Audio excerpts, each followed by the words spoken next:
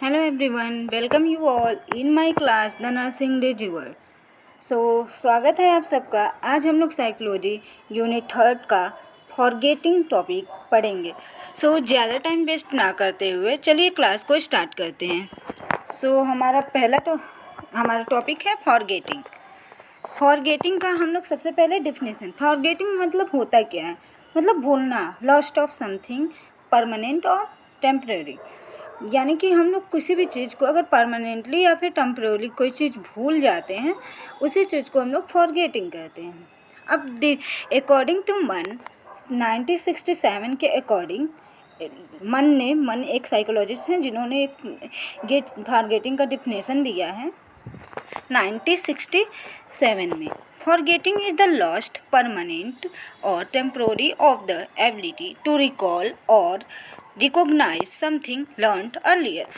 मतलब फॉरगेटिंग एक ऐसी चीज़ है जिसको हम लोग भूल जाते हैं, जिसको हम लोग लॉस्ट कर देते हैं टेम्पररी तरीके से या फिर परमानेंट है, हमेशा के लिए या फिर कुछ देर के लिए, कुछ टाइम के लिए। और उस चीज़ को रिकॉल, जो चीज़ हम लोग पहले लर्न किए हुए हैं उससे जो है उसको रिकॉग्नाइज कर सकते हैं। जैसे कि हम लोग जो है एक सोल्जर को देखे 4-5 साल पहले देखे और उसको 5 साल बाद फिर देख रहे हैं, तो उसकी कुछ चीज़ें हमें हो सकता है कि वो हमारे दिमाग में हो और उसको देखकर अचानक हमें याद आ जाती हैं। तो वो चीज़ होती है फॉरगेटिंग। या परमानेंट के लिए हो सकता है या फिर टेम्पररी के लिए, या फिर हो सकता है कभी हमें याद ही ना आए कि हमने उसे कभी देखा है। एक और डिफिनेशन है हमारा फॉरगेटिंग का ड्रीवर के अकॉर्डिंग। ड्रीवर के अकॉर्डिंग जो है फॉरगेटिंग क्या है देखते हैं। Forgetting means failure at any time to recall an experience. अब ड्राइवर ने कहा कि फॉरगेटिंग ऐसा चीज़ है, एक ऐसा फेलियर है जिसको हम लोग किसी भी टाइम रिकॉल नहीं कर सकते। किसी भी एक्सपीरियंस किसी भी टाइम हम लोग रिकॉल नहीं कर सकते, मतलब दोबारा याद नहीं कर सकते, कुछ भी हो जाए। फॉरगेटिंग वो चीज़ है ड्रीवर के according. When attempting to do so और to perform an action previously learn, या फिर हम लोग कोई चीज़ पहले लर्न किए हुए हैं उसको हम लोग परफॉर्म करते हुए हैं, या फिर हम लोग अटेम्प्ट करते हैं कोई भी चीज़, तो उस चीज़ को करने से भी हमें कोई भी चीज़ याद नहीं होती है, फेल हो जाते हैं हम लोग याद करने के लिए, रिकॉल करने के लिए। तो वो डिफिनेशन जो है ड्राइवर ने दिया है 1952 में। देन हम लोग देखते हैं कि टाइप्स ऑफ फॉरगेटिंग। और फॉरगेटिंग का टाइप्स क्या होता है। अब सबसे पहले हम लोग देखेंगे टाइप्स ऑफ फॉरगेटिंग।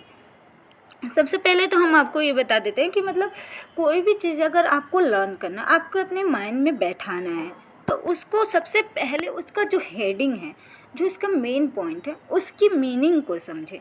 ठीक है। हमारा फर्स्ट टाइप है नेचुरल फॉरगेटिंग। नेचुरल यानी प्राकृतिक तरीके से भूल जाना। नेचुरली हम लोग कोई चीज़ भूल जाते हैं। देन है second morbid forgetting, abnormal forgetting. इसको एबनॉर्मल फॉरगेटिंग भी कर सकते हैं। नेचुरल यानी कि जो है नेचुरल तरीके से फॉरगेटिंग, मॉर्बिड यानी कि एबनॉर्मल तरीके से, यानी कि हम लोग जानबूझ के भूलना चाहते हैं कोई मेमोरी, तो उसे हम लोग मॉर्बिड फॉरगेटिंग में रख सकते हैं। चलिए हम लोग डिफिनेशन देख सकते हैं नेचुरल और मॉर्बिड फॉरगेटिंग का। नेचुरल फॉरगेटिंग देखते हैं। It occurs with the lapse of time in a quite normal way without any means intention of forgetting on the part of the individual. मतलब कोई इंटेंशन नहीं होता है, कुछ टाइम के बाद, कुछ टाइम में गैप होने के बाद जो है वो अपने आप ही बिना किसी इंटेंशन के, बिना किसी चीज़ के, तो ऐसे ही जो है कोई चीज़ें हमने जो है भूल जाती हैं, कुछ चीज़ें भूल जाती हैं। देन हमारा second one morbid abnormal, morbid forgetting. अब मॉर्बिड में जो होता है person deliberately try to forget something is called morbid. इसको हम लोग रिप्रेशन भी बोल सकते हैं। अब कोई भी एक पर्सन है, कोई भी इंडिविजुअल है, चाहे हम ही लोग हैं, अब कोई चीज़ हमारे लाइफ में कुछ बहुत ज़्यादा जो है सैडफुल हुआ रहता है, या फिर बहुत हम लोग उस चीज़ से परेशान रहते हैं, बहुत ही बेकार मेमोरी रहती है, बैड मेमोरी रहती है, तो उसे हम लोग याद नहीं करना चाहते हैं, उससे हम लोग चाहते हैं कि वो भूल जाए, हम लोग उसको याद भी नहीं करते हैं। तो ये ऐसी मेमोरी, ऐसी फॉरगेटनेस को हम लोग मॉर्बिड फॉरगेटिंग कहते हैं। चलिए अब नेक्स्ट टॉपिक की ओर चलते हैं। Cause of forgetting. अब कौन कौन से कॉजेस हो सकते हैं फॉरगेट करने के, भूलने के क्या क्या चीज़ें हो कॉजेस हो सकती हैं। सबसे पहले हम लोग देखें इनएडिक्वेट impression at the time of learning. अब लर्निंग के टाइम कोई भी चीज़ अगर हम लोग लर्न कर रहे हैं तो मतलब कोई भी इम्प्रेशन है, कोई भी अपनी मर्जी से मन से नहीं याद कर रहे हैं, कोई भी कंसंट्रेशन लगा के नहीं लर्न कर रहे हैं कोई चीज़। जैसे कि किसी कोई कहा तुम्हें लर्न करना है, फोर्सफुली कोई लर्न करा रहा है, तो वो चीज़ें तो जो है हमारी फॉरगेटिंग का कॉज बन सकती हैं। जैसे कोई भी चीज़ फोर्सफुली हम लोग याद करते हैं तो वो चीज़ हमें भूल सकती है।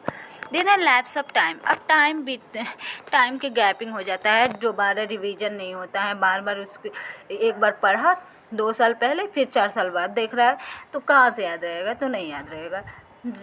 Rise of emotion. अब पढ़ते टाइम कुछ इमोशन सैड हो जाता है पर्सन, या फिर कुछ हैप्पी हो जाता है, या फिर कोई भी रोने लगता है, चिल्लाने लगता है, तो ऐसे कोई भी इमोशंस आ जाते हैं तो भी जो है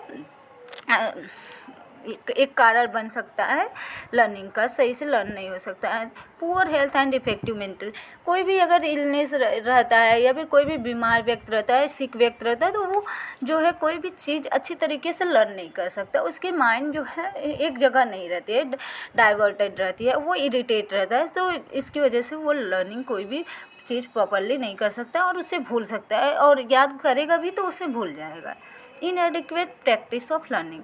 अब कोई भी प्रैक्टिस नहीं है, जैसे मैथमेटिक्स है, अगर कोई भी क्वेश्चंस है उसे सॉल्व कर रहा है तो बार बार उसको प्रैक्टिस कर रहा है व्यक्ति, तो उसे लर्न हो जाएगा, उसे वो चीज़ें बहुत अच्छे से आएंगी। अगर वो उसे को प्रैक्टिस नहीं ले रहा है तो वो चीज़ें वो जल्दी ही भूल जाएगा। देन हमारा इंटरफेरेंस ऑफ एसोसिएशन। अब किसी चीज़ को एक चीज़, जैसे होता है कोई चीज़ हम लोग लर्न करते हैं तो एक दूसरे को जोड़कर, एक साथ जोड़कर जो है लर्न करते हैं। अब जब जोड़ने की कोई कैपेबिलिटी नहीं रहेगी, कोई एसोसिएशन क्वालिटी नहीं रहेगी, तो भी कोई भी चीज़ जो है जल्दी से भूल सकती है। अब हम लोग नेक्स्ट देखेंगे थ्योरीज ऑफ लर्निंग। अब लर्निंग के कौन कौन से थ्योरीज हैं देखते हैं। फर्स्ट वन है हमारा ट्रेस डिके थ्योरी, देन है इंटरफेरेंस थ्योरी, देन है impression theory.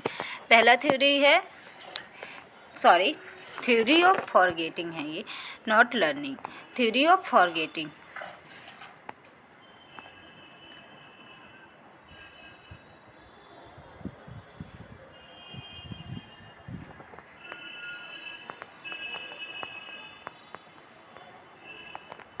Theory of forgetting है ये, trace decay theory, interference theory, impression theory. अब सबसे पहले हम लोग फर्स्ट थ्योरी देखते हैं, ट्रेस डिके थ्योरी। अब ट्रेस डिके थ्योरी में क्या होता है, अकॉर्डिंग टू मेनी साइकोलॉजिस्ट, बहुत सारे साइकोलॉजिस्ट के according time is the cause of much forget. ज़्यादातर चीज़ों को भूलने का जो कारण है, जो रीज़न है, वो टाइम होता है, टाइम का गैप होता है। व्हाट इज लर्न और experience is forgetting with the lapse of time. यानी गैप के साथ जो होता है, टाइम लैप्स के साथ टाइम के जो है कोई भी चीज़ हम लोग लर्न कर रहे हैं या एक्सपीरियंस कर रहे हैं, वो चीज़ें भूल जाती है।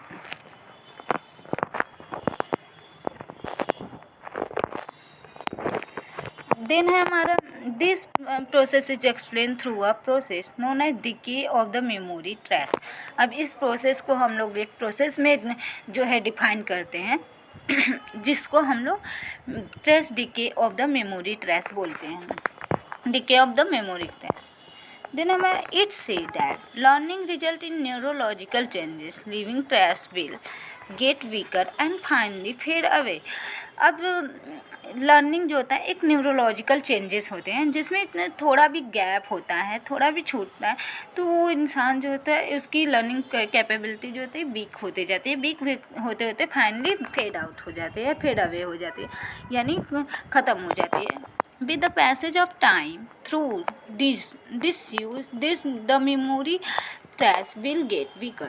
अब टाइम के साथ साथ कोई भी बहुत सारी चीज़ें हम लोग पहले लर्न किए हुए रहते हैं, उसका टाइम के साथ दोबारा यूज नहीं होता है, जिसकी वजह से वो चीज़ वीक हो जाती हैं, मतलब कमज़ोर हो जाती हैं, धीरे धीरे कमज़ोर होने लगती हैं, और वो जो होता है भूलने की कगार पे आ जाती हैं।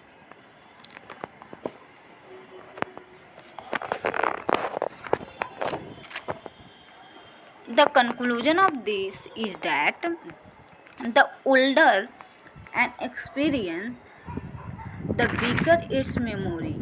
अगर कोई भी चीज़ पहले एक्सपीरियंस किया गया है तो उसका मेमोरी जो होता है वीक हो जाता है एट टाइम पास होते रहता है. The amount of forgetting increase, और टाइम बीतता जाता है तो हमारे फॉरगेटिंग का जो अमाउंट होता है वो इंक्रीज होते जाती है, बढ़ती जाती है.